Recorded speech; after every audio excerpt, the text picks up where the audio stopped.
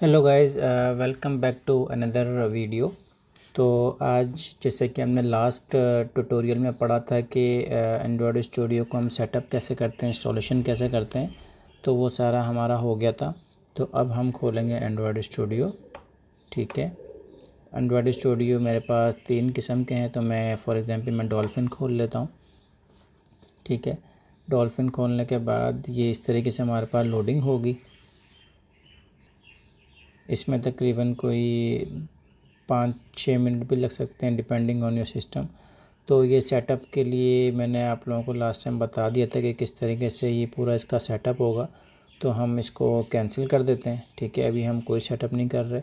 ठीक है, अभी हम डायरेक्ट जा रहे हैं न्यू प्रोजेक्ट पे। ठीक है, तो मैं न्यू प्रोजेक्ट क्रिएट करता हूँ। ठीक है, इसके लिए मैं आप लोगों के लिए देखें डिपेंडिंग ऑन योर रिक्वायरमेंट। अभी हमारे पास इसमें प्री डिफाइंड लेआउट दिए हुए होते हैं। हम इसमें से कुछ भी चूज़ कर सकते हैं। Base activity with material design, bottom navigation activity, compose activity. ये कंपोज एक्टिविटी के बारे में मैं बताऊंगा कि ये किस तरीके से काम करती है। फॉर टाइम बिंग अगर हमें मैप चाहिए तो हम मैप एक्टिविटी ले लेंगे, लॉगिन अगर चाहिए तो लॉगिन एक्टिविटी ले लेंगे। तो हम लेते हैं फ़िलहाल एम्प्टी एक्टिविटी। यहाँ पे हम नेक्स्ट करते हैं। अच्छा, यहाँ पे हम बता देते हैं कि हमारी एप्लीकेशन का नाम क्या है। तो मैंने इसको कह दिया कि माय फर्स्ट एप्लीकेशन। ठीक है, इसको मैं कह देता हूँ न्यू। अब बेसिकली ये हमारा पैकेज नेम हो गया। ठीक है, जो कि जिस पैकेज नेम से हमारी एप्लीकेशन आइडेंटिफाइड होगी। और ये हमारी सेविंग लोकेशन होगी। सेविंग लोकेशन हमारी कहीं पर भी हो सकती है। ये जहाँ या तो डिफ़ॉल्ट जहाँ पे एंड्रॉयड स्टूडियो इंस्टॉल हुआ होता है वहीं पर भी फ़ोल्डर बन के इंस्टॉल हो जाता है। नहीं तो आप यहाँ से जाके चेंज भी कर सकते हैं। मैंने एक लेसन का एक फ़ोल्डर बना लेता हूँ नया। ठीक है, लेसन का फ़ोल्डर बना के इसके अंदर मैं पूरा डाल देता हूँ ये। तो फॉर एग्ज़ाम्पल मैं यहाँ पे प्रोजेक्ट एक फ़ोल्डर नया बना लेता हूँ। इसको नाम दे देता हूँ मैं creating lesson one for example मैंने इसको कह दिया लेसन 1। अब लेसन 1 का मेरा फ़ोल्डर बन गया। ठीक है, और यहाँ पे मैंने इस प्रोजेक्ट के अंदर मैंने अपनी एप्लीकेशन मेरी इसके अंदर मेरी इंस्टॉल हो जाएगी लेसन 1 के फ़ोल्डर में। उसके बाद फिर हम ये बताते हैं कि हमें कॉटलिन में कोड करना है या जावा में कोड करना है। तो बेसिकली अब जावा यूज़ नहीं होती एंड्रॉयड में, कॉटलिन यूज़ होती है। तो हम बाय डिफ़ॉल्ट कॉटलिन रख लेंगे। जावा भी बहुत सारी एप्लीकेशन स्टिल जावा पे काम कर रही हैं, जावा पे चल रही हैं, लेकिन जो रिकमेंडेड है गूगल की तरफ से वो कॉटलिन है। ठीक हो गया। अच्छा, उसके बाद हमारे पास यहाँ पे मिनिमम एचडी वर्जन ये होता है। ये हमें बताना पड़ता है कि मिनिमम एचडी वर्जन हमें क्या रखना है। बेसिकली अभी 99% जो all over the world devices हैं वो 99.5% डिवाइसेस 5.0 से लेके 13 तक हैं। अगर हम इसकी मिनिमम एचडी चेंज करते हैं, लेट्स से हम नोगट से करते हैं, तो 95% डिवाइसेस अभी नोगट से ऊपर की हैं, बाकी 4% जो है वो नीचे की हैं। तो हम फ़िलहाल बाय डिफ़ॉल्ट एंड्रॉयड 5 रख लेते हैं। डिफरेंस बताने का मतलब ये कि डिपेंड करता है हमारी रिक्वायरमेंट क्या है। अगर हमारी टारगेटेड ऑडियंस एंड्रॉयड 7 से ऊपर की है तो हम मिनिमम एंड्रॉयड 7 रखते हैं। अगर हमारी ऑडियंस जो है, जो हमारी टारगेटेड ऑडियंस है, जिन लोगों के लिए हम एप्लीकेशन बना रहे हैं, अगर वो हमारी नोगट से ऊपर के, तो हम हो सकता है कि हम ओरियो और पाई तक भी ले जा सकते हैं। ये करने के बाद हम करेंगे फिनिश करने के बाद ये प्रोजेक्ट सेटअप होगा। ठीक है, प्रोजेक्ट सेटअप होने में थोड़ा टाइम लगता है क्योंकि ये चीज़ें वगैरह पीछे बैकग्राउंड में अपने पास सेटअप करता है, इंस्टॉल करता है। तो वो सारा मैंने सेटअप सारा अवॉइड करने के लिए मैंने चलें ये हो गया। अभी इसने क्या किया, पूरा सेटअप इंस्टॉल कर लिया अपने पास। जो भी आप जब भी फर्स्ट टाइम जब भी प्रोजेक्ट आप बनाएंगे, शायद आपकी मशीन में टाइम लग सकता है, लेकिन चूँकि मैं ऑलरेडी एक पहले प्रोजेक्ट बना चुका हूँ, तो अब इसने दोबारा से वो चीज़ें जो चाहिए थी, रिक्वायर्ड चीज़ें चाहिए थी, वो दोबारा से इंस्टॉल नहीं की इसने। अच्छा, अब ऊपर हमारे पास है कुछ मेन्यू ऑप्शन होते हैं। बेसिकली ये मेन्यू ऑप्शन क्या करते हैं, लेट्स से ये बैक जाने के लिए, ये आगे पीछे जाने के लिए, यानी जो भी कोड हमने किया अगर हमें बैक जाना है। बाकी ये ऐप का जो रूट कॉन्फ़िगरेबल फाइल है वो आती है यहाँ पे, जैसे ये ऐप आ रहा है। ठीक है, और इसी तरीके से यहाँ पे हमारे पास जो जिस एमुलेटर में हमें चलानी है वो एमुलेटर यहाँ पे नाम आ रहा होता है। यहाँ पे आपकी फ़िज़िकल डिवाइस भी आ सकती है अगर आपने वो कनेक्ट की हुई है डाटा केबल के साथ। तो ये हमारे पास प्रोजेक्ट रन का बटन होता है। ये हमारे पास apply changes without restart the app activity, ठीक है।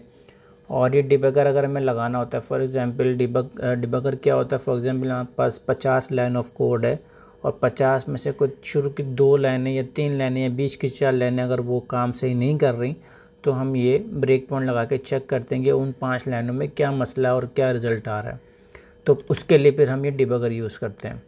ये डिबगर अटैचर है, बेसिकली ये हम रन टाइम पे यूज़ करते हैं। जैसे अगर एप्लीकेशन हमारी ऑलरेडी चल रही है और हम नहीं चाहते कि हम दोबारा से पूरी एप्लीकेशन को स्क्रैच से इंस्टॉल करके दोबारा से चलाएं इस बटन की मदद से, तो हम डायरेक्ट डिबगर लगा के इस तरीके से और ये अटैच कर देते हैं डिबगर। इसी तरीके से ये स्टॉप करने का, ये ग्रेडल सिंक करने का है। और ये आपका डिवाइस मैनेजर है। डिवाइस मैनेजर ये मैं आपको बताऊंगा, और ये आपका एसडीके मैनेजर है, ये भी मैं आपको आने वाली मज़ीद वीडियोस में बताऊंगा। अच्छा, 2 मेन फाइल्स होती हैं हमारे प्रोजेक्ट के अंदर। वो एक हमारे पास मैनिफेस्ट फाइल होती है जिसके अंदर हम जितनी भी हमारी एक्टिविटीज़ होती हैं, जैसे कि मैं अगर एक्टिविटी कह रहा हूँ, एक्टिविटी का मतलब होता है हमारे व्यूज़। जो भी व्यूज़ हमारे यूज़र को दिख रहे होते हैं वो बेसिकली हमारी एक्टिविटीज़ होती हैं। अब एक्टिविटीज़ बोलूँ मैं, व्यूज़ बोलूँ मैं, लेआउट बोलूँ, आपको ये कंसीडर करना है कि मैं यूज़र को जो दिखेगा स्क्रीन के ऊपर उसकी मैं बात कर रहा हूँ, ठीक है। तो ये सारी टर्म्स यूज़ होती हैं एंड्रॉयड के अंदर, एक्टिविटीज़, व्यूज़, लेआउट और फ्रैगमेंट। ये सारी चीज़ें जो है वो यूज़र की जो स्क्रीन होती है उसके ऊपर ये सारे वर्ड्स यूज़ होते हैं।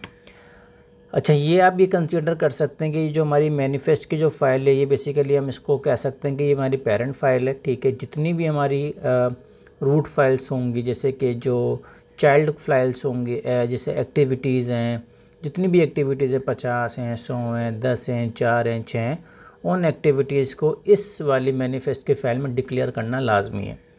अगर आप इसके अंदर डिक्लेयर नहीं करेंगे तो वो वाली फाइल्स आपकी, वो वाली एक्टिविटीज़ आपकी नहीं चलेगी, ठीक है। वो आपको एक्सेप्शन थ्रो करेगी कि भाई नॉट फाउंड, और कि वो बता भी देगा कि भाई ये क्यों नहीं चल रही, तो वो आप उसको यहाँ पे लेना लाजमी है, ठीक हो गया। इसके अलावा हमारे पास कुछ परमिशंस होती हैं, परमिशन रिलेटेड इश्यूज़ जो होते हैं, जैसे कि लेटेस्ट एंड्रॉयड ऑपरेटिंग सिस्टम के अंदर गूगल ने कुछ रन टाइम परमिशंस रखी हैं यूज़र से। भाई अगर यूज़र वो परमिशन ग्रांट करता है तो हम वो एक्शन परफॉर्म कर सकते हैं, अदरवाइज़ हम नहीं कर सकते वो एक्शन परफॉर्म। तो वो परमिशंस भी हम यहीं पे डिफ़ाइन करते हैं, डिक्लेयर करते हैं। दूसरी मेन फाइल हमारे पास कौन सी होती है, ग्रेडल की फ़ाइल होती है। ये वो फाइल होती है जहाँ पे हमारा प्रोजेक्ट का जो रूट कॉन्फ़िगरेशन होती है वो सेट होती है। देखिए मैनिफेस्ट कौन सी मेन कॉन्फ़िगरेशन होती है, मैनिफेस्ट आपकी व्यूज़ की कॉन्फ़िगरेशन होती है। जैसे कि 4 व्यूज़ हैं, 6 व्यूज़ हैं, उनको पोर्ट्रेट रखना है, रोटेट रखना है, और लैंडस्केप रखना है, परमिशंस, ये सारी चीज़ें हमारी मैनिफेस्ट में आती हैं जो व्यू से रिलेटेड होती हैं। और जो प्रोजेक्ट से रिलेटेड होती हैं वो हमारी ग्रेडल के अंदर आती हैं। प्रोजेक्ट से related in the sense, for example हमने जैसे मिनिमम एसडीके 21 रखी है। मिनिमम एसडीके 21 हमारी लॉलीपॉप है। हमने टारगेट एसडीके इसमें 32 रखी है। 32 हमारी टारगेटेड कौन सी है, 12 है। अभी लेटेस्ट 13 चल रहा है, तो हमें 33 तक जाना है। तो हम यहाँ से इसको 33 कर सकते हैं। अब 33 के लिए इसने यहाँ एरर दे दिया, क्योंकि हमने टारगेट एसडीके 33 कर दी और हमारी कंपाइल्ड एसडीके 32 है, तो हमें इसको भी 33 करना पड़ेगा। तो बेसिकली अगर हम अगर प्रोजेक्ट चल जाएगा, प्रोजेक्ट में मसला नहीं होगा, मगर प्रॉब्लम यहाँ पे क्या आएगी, अगर हम इसको 32 ही रखते हैं और हम अपना प्रोजेक्ट कंपाइल कर लेते हैं 32 एसडीके पे, तो हो सकता है कि जिन लोगों के पास एंड्रॉयड 13 है उनके पास कुछ चीज़ें आपकी ना चलें, कुछ चीज़ें बिगड़ जाएँ, उसके अंदर कुछ फंक्शनैलिटी ना चले आपकी एप्लीकेशन की। तो हमें प्रोजेक्ट भी उसी एसडीके वर्जन पे कंपाइल करना है जिस एसडीके की हमारी टारगेटेड ऑडियंस है, ठीक है। इसके अलावा इसके अंदर हमारे पास रिलीज़ होता है, बिल्ड होता है। रिलीज़ के अंदर हमारे पास प्रोगार्ड अप्लाई होता है। प्रोगार्ड बेसिकली फंक्शन ये होता है इसका कि इन फ्यूचर अगर हमारी एप्लीकेशन को कोई डिकम्पाइल करके उसमें रिवर्स इंजीनियरिंग अप्लाई करके उसका कोड निकाल के अगर उसमें कुछ चेंजेस करना चाहे, तो ये प्रोगार्ड रूल्स क्या करता है, वो कोड को ऑफिसकेट कर देता है। ऑफिसकेशन से क्या होता है कि वो यूज़र को कोड तो मिलेगा मगर वो रीडेबल फॉर्म में नहीं होगा, या बहुत ज़्यादा क्लियर लॉजिक्स उस कोड के अंदर नहीं होंगी। तो उसका ये फ़ायदा होता है। फिर हमारे पास यहाँ पे एक होता है डिपेंडेंसी का टैग, डिपेंडेंसी का एक वो होता है, वहाँ पे हम बताते हैं कि भाई हमारे प्रोजेक्ट के अंदर जितनी भी हमें लाइब्रेरीज़ यूज़ करनी है वो हमें यहाँ पे बतानी लाजमी होती हैं। अगर हम यहाँ पर नहीं बताएंगे तो वो लाइब्रेरीज़ या वो विजेट हम यूज़ नहीं कर सकते। कोई भी थर्ड पार्टी लाइब्रेरी, कोई भी बिल्ट इन लाइब्रेरी जो हमें चाहिए इन फ्यूचर अपने प्रोजेक्ट में यूज़ करने के लिए, उसको डिक्लेयर करना यहाँ पे लाजमी है।